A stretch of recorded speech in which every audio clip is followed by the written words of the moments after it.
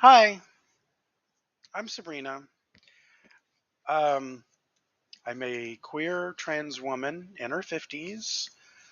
Um, I'm an atheist. I'm asexual. I have autism. I have ADHD. I have anxiety. That's a lot of A words. Jesus. I have depression. And I state this just kind of so you know who I am, but also because I'm going to be talking about marginalized groups.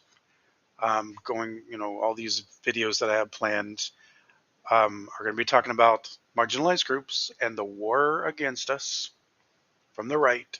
And it is a war, and it's scary as fuck. And we need to find ways to help each other, to help ourselves, to heal when we get wounded, which is often, and to fight.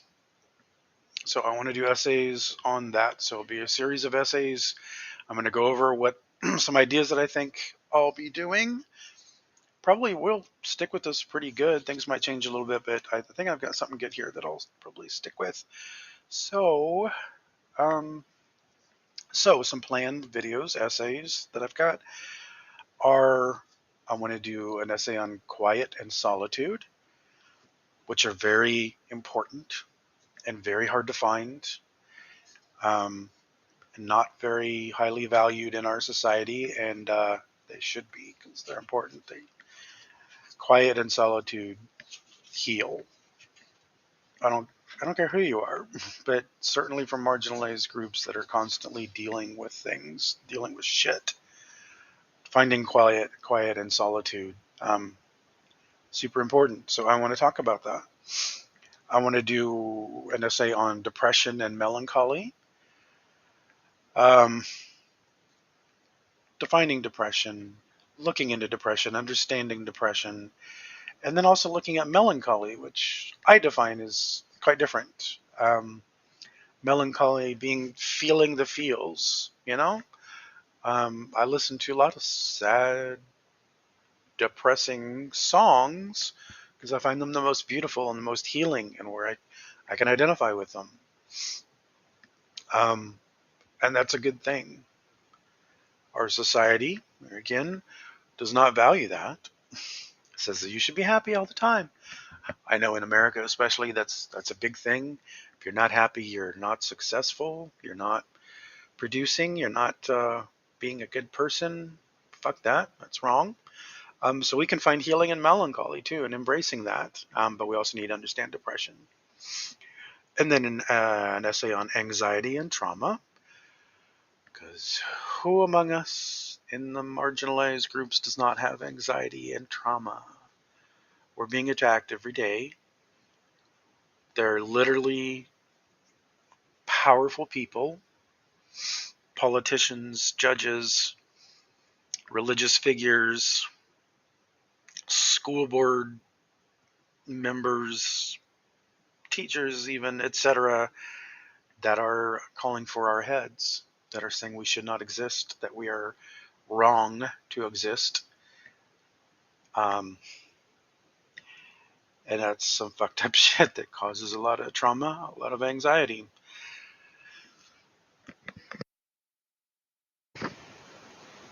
My microphone's acting up. It just keeps switching off like it's not being used, even when it's being used. So I might flip it up and down to kind of wake it up again so it doesn't shut off on me. So I apologize. Also, hopefully I'm not sniffling a lot. I'm trying not to. Bad allergy day. Um, okay, so continuing on, I want to do an essay on where did I leave off? Oh, neurodiversity. The difference in my lifetime between how and when and who is diagnosed for neurodiversity, ADHD, autism, uh, is extreme. And it's not necessarily that there's more people with these things, it's more that there's always been these many people with these things and they just weren't being diagnosed. And even still today, we're having to diagnose ourselves because if you want to get officially diagnosed, which can help you get accommodations when you need and understand yourself when you know you have that. But we can do it ourselves when we need to. I'm on a waiting list to get assessed for autism. Maybe I should for ADHD too. I've had enough therapists say, "Yeah, you're ADHD." Um, but I do want to get an actual assessment with autism. But been on the wait list for like 4, 5, 6 months now. 6 or 7, Jesus. And it'll probably still be a few more months, and I don't know how I'm going to pay for it. It's expensive. It's expensive as hell. And there's a lot to unpack there because, yeah, if you're a marginalized person who maybe doesn't have a lot of money or doesn't have the time to spend waiting around to get those accommodations, which I'm lucky I muddle through without them, I guess. But then, yeah, it's cutting off that possibility for you, and that's wrong. So I want to talk about that. And then I want to do an essay on beauty and the sublime and looking at different definitions for those words. Not new definitions at all, but redefining them. Beauty is not the cover of Vogue. We're talking about beauty that shakes you to your very core. Um, that's incredibly healing and elevating. The sublime, it's not just being happy or uh, God talk to me or whatever the fuck.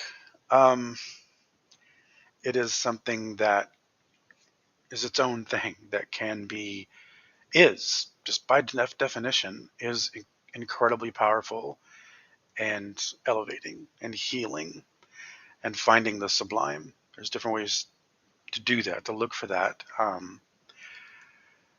And in our way too artificial and on-screen world, it becomes a lot more difficult to find. So we'll talk about that. And kind of connected to that, I want to do an essay on horror versus terror.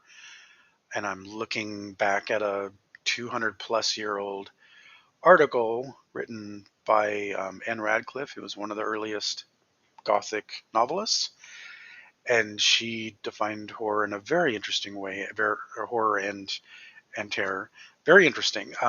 Where horror was, and she was speaking of some of her contemporaries that were writing Gothic novels that were more about horror, which is obliterating, which is destroying and destructive and really has no value to it for the individual experiencing it. While terror um, challenges, shocks.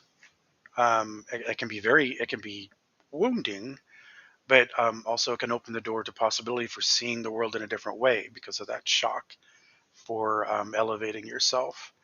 Um, yeah, from moving forward from that terror in a way that um, enriches your experiences and who you are as a person. So, yeah, I want to talk about that. It'd be very interesting. And I want to talk about fascism because it's here. It's here and it's spreading. It's not just in the US, it's in Canada, it's in Western Europe, certainly is in Eastern Europe. Um, it's in Africa, it's in Asia, it's in Australia and New Zealand, it's in South America. It's all over the fucking place. Um, and it's spreading and becoming more bold. So we need to talk about that because the stuff going on in the far right, that is fascism, and we need to take a look at that.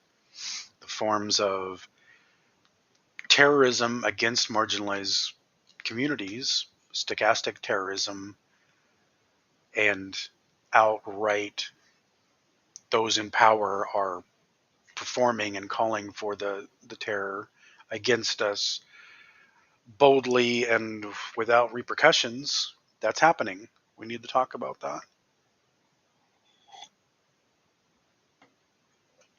So we back? Fucking microphone.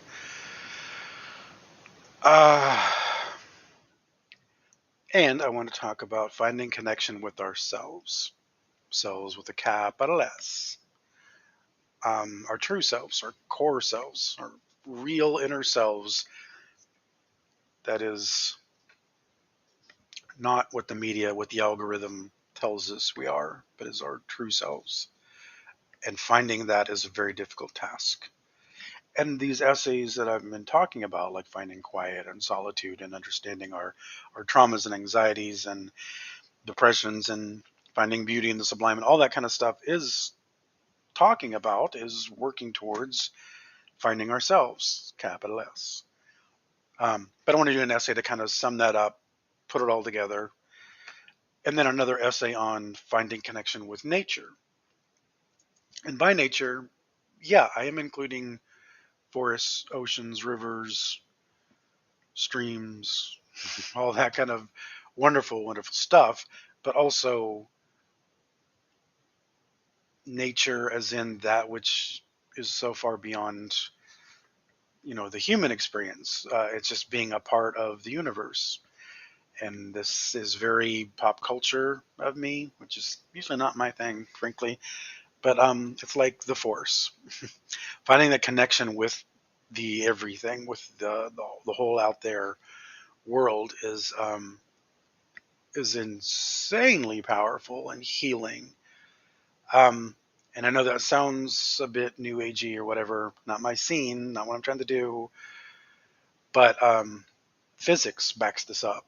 Okay, on a subatomic level, there is connection that that exists even across galaxies and whatnot. So it's very real, this connection thing with the universe, with nature, and it's powerful. It can be used. It's amazing and wonderful. So I want to talk about that, and it's something that we are like actively discouraged from doing while we are spending so much time being having media and the algorithms dictating to us what we should be. So very important.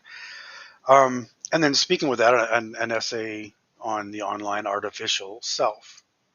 What has the algorithm been telling us? What has the media been telling us? What echo chambers are we finding ourselves in?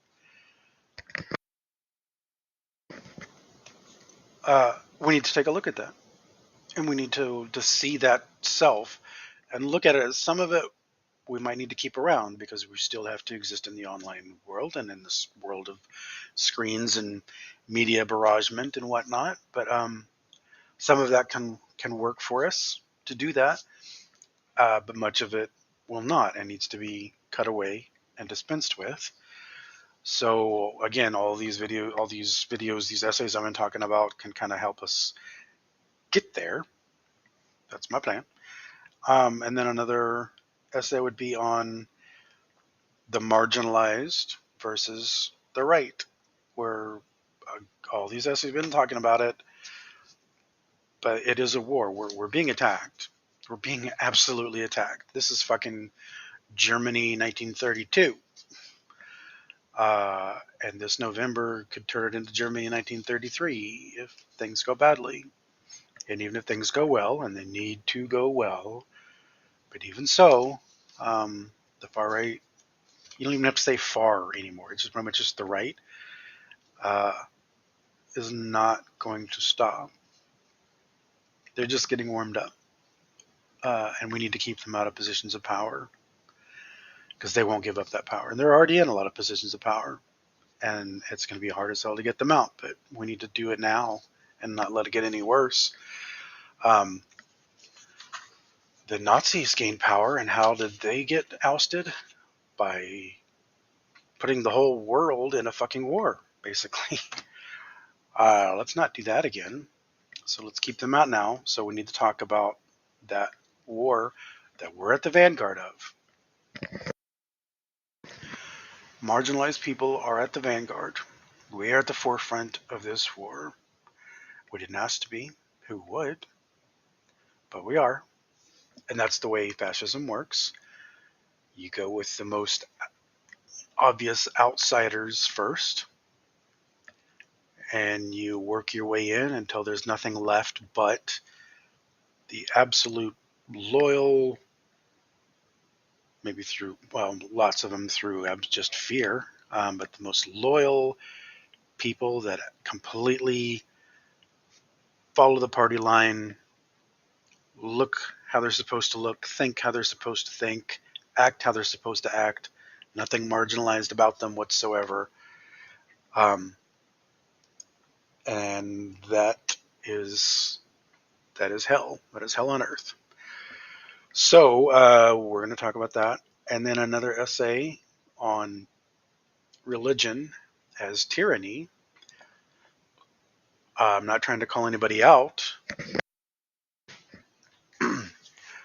If you are a part of an organized religion, I'm not saying get out now necessarily. I can't tell you what works for you and what doesn't. That's up to you. But I do want to look at organized religion. Even small organized religions have an outsized impact because um, that organization needs to, what it thinks is, defend itself through attacks.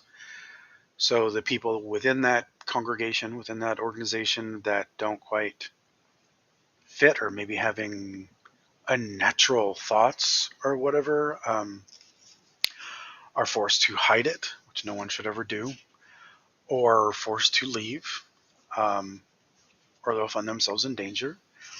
People, the whole world outside of that organization is a constant threat to them, to the organized religion.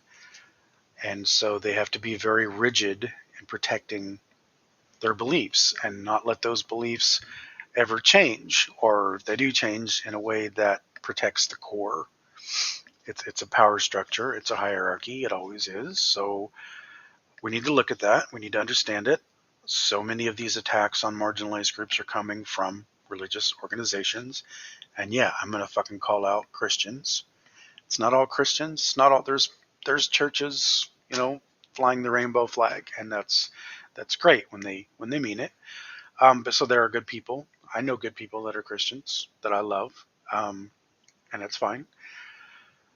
But overall, what we're looking at is some really hardcore attacks on marginalized groups from Christians, Christian organizations.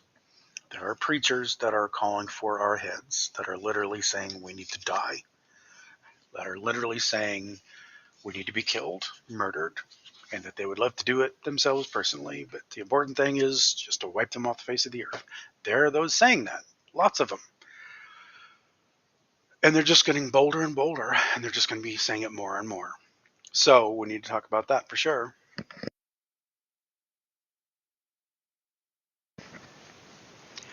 And those are my essays. That's it. So to wrap it up, so this channel is about the war on marginalized groups. I'm speaking to everyone who wants to listen, but and so many of us are part of marginalized groups because it is people that um, have neurodivergence, that are all women. I mean, look at for those with uteri, um, look how that's been affected. That freedom has been taken away. But also, and going back to the religious groups, there is a big push to make sure that women are subservient to men. Fascism always relies on a worship of maleness, as well as a worship of the military, and a complete hatred of marginalized people, of outside groups, outsiders, and using violence of various kinds to stop them. That's what fascism is, and that's exactly what we're seeing. So you cannot say that this is not fascism that we're being faced with, because it absolutely is. This is Germany 1932. It's happening right now, and if in November it turns to Germany 1933, then that's going to be some bad stuff. So we need to fight. We need to keep our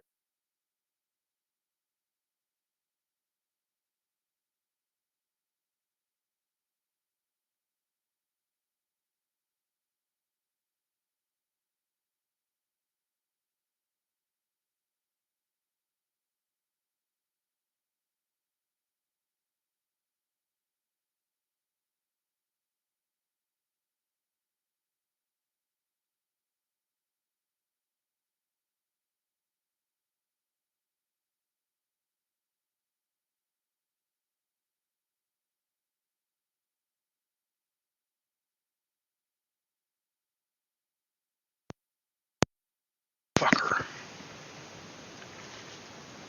I have a hard time leaving my apartment, so I'm trying to fight as I can. Um, and this is one way I can do it, just by researching these things and spreading the word. Um, we need to watch out for ourselves, know how to heal ourselves, know how to use powers beyond ourselves with those connections and communities to do this. We need to watch out for each other, and we need to not lose hope. Kitty, kitty, kitty. It's one of my kitties. And so, for those of you that made it to the end, I thank you. And you will be hearing more from me in the future if you so choose, because it's your choice, obviously. But I plan on doing stuff that's more researched and written out, but there will still be a lot of me blathering on because I don't get the chance to talk to humans very often. And when I do, it's mostly listening to them. So, yeah, I want to talk. I got some shit to talk about, okay? That I think can help us all. And that's the point. So, thank you, and take care of yourselves for real. Take care of yourselves, take care of each other. Don't lose hope. There's a fight coming, but we can find ways to rise to the occasion and be better for it. Not easy. But we do it by knowing ourselves, knowing our community, reaching out to our community, being connected, and yeah, always watching out for ourselves, healing ourselves and each other. So thank you, and I will talk to you again soon.